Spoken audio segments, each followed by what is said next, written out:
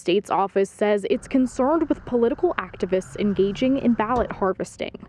And they will go around and collect these ballots, offering to deliver the ballots for the voter to the poll, rather than have the voter have to, I guess, walk to their mailbox to mail them back to the county clerks. This proposed legislation aims to crack down on this practice by limiting who can deliver absentee ballots. Those are election officials, postal workers, parcel delivery services, and family members or those in the same household. Even those who are authorized to handle ballots cannot deliver more than 6 at a time. If someone is paid to deliver ballots by someone other than the voter or delivers more than 10 ballots, they could be charged with a felony. The bill also has an emergency clause, meaning if passed in time, it would be in effect for the May primary. I'm tired of trying to legislate other states' problems, and since it's never happened here, I don't know how it could possibly be an emergency. There's concern with the emergency clause. There would not be enough time to get the word out to voters about this change before the primary election in May. According to the bill's statement of purpose, Idaho does not currently have significant problems with ballot harvesting. We don't want to see the integrity of our elections undermined, and so we'd like to make it clear in the law that this kind of practice is not allowed in Idaho. In the 2016 general election, more than 28% of Idaho voters cast an absentee ballot.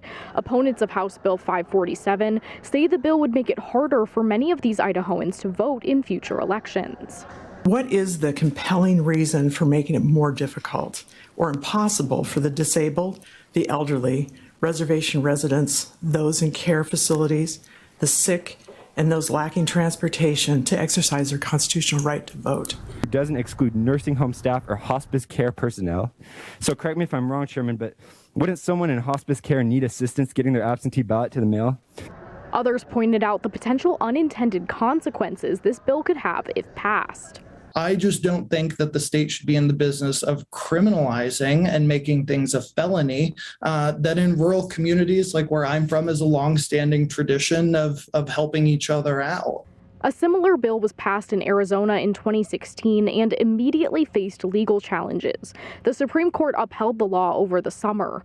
One key difference between the Idaho bill and the Arizona law, Arizona's does allow caregivers to deliver ballots. Deputy Secretary of State Jason Hancock says they want to encourage absentee voters to mail their ballots. He also said many county clerks work with nursing homes to assist with absentee voting. Anna Azalian, Idaho News 6.